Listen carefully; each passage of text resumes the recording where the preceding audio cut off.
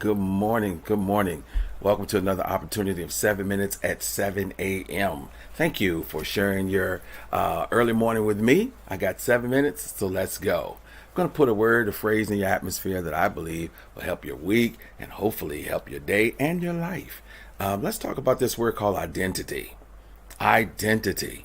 It is so critical now, beloved, that we know who we are and what we have come to do.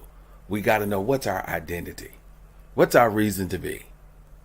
And that's for everything. Me individually, the spaces and places that I am called to occupy, we got to identify who we are. The fact of being who or what a person or thing is. Who are you? Who are you?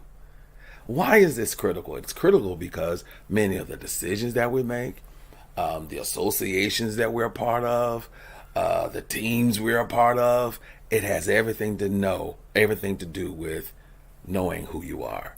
See, when you don't know who you are, you might participate and be in all kind of places and spaces that you are not assigned to, that you shouldn't be assigned to. If you don't know who you are, there's all kinds of things that your life can become that it ought not be. I love this by the great late Ralph Ellison. He says, when I discover who I am, I'll be free.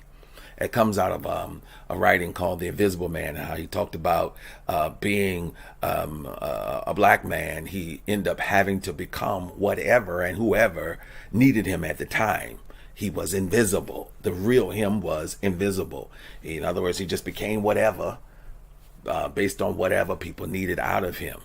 Look at what the word says. He says, to all that received him, the Lord, that believed on his name, he gave them the right to become the children of God. You're God's child. You're God's child. And as such, he didn't randomly bring you here. Your life's work is not miscellaneous. Oh, that's good. You are not miscellaneous. You're not just, oh, well, there's another Steve. No, there's not another Steve. Not this one. I am unique. So are you. You were fearfully and wonderfully made, that God would never make another just like you. We're no longer strangers and foreigners, but fellow citizens with the saints in the household of God. We've got to know who we are. I have been pressing this down because it is one of the main reasons there's so much chaos. Because people don't know who they are. A lot of the confusion that we see here, there, everywhere is all about knowing who you are. You are the Lord's son. You are the Lord's daughter. And as such, you have a life to live and a will to fulfill, right?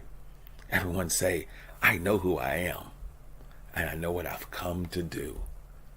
This is my opportunity to share with you to start your week off. Who are you? Who are you? Why are you in the space and the place that you're in? I believe God makes no mistakes. He's not miscellaneous. You're not miscellaneous. You've been born for a cause, a reason. It's been my divine honor to be with you today. If this was beneficial, I'm asking you to go ahead, share it with someone. Say, hey, I want you to know who you are. I want you to remember who you are. Because there are times you might know who you are. But because of life and because of some other things, sometimes we lose sight of who we are. There was a man in the Bible, they called him a prodigal. The Bible called him a son. He lost sight of who he was. And when he remembered who he was, he went back to the Father's house. And he still was who the Father had raised him to be. He got off track. Who are you? Make sure your identity is intact and you live it out. So if this was beneficial to you, I'm asking you to share it with someone. That share button, I know it works. We are 3 years into this thing that happened in 2020. So we know that share button works. Hit the button, just hit it. Hit it, hit it. Did you hit the share button? Give this to somebody. Start their week off well. It's been my divine honor to start the day with you, and I appreciate you, and I will see you the very, very next time. Take care. God bless, and bye-bye.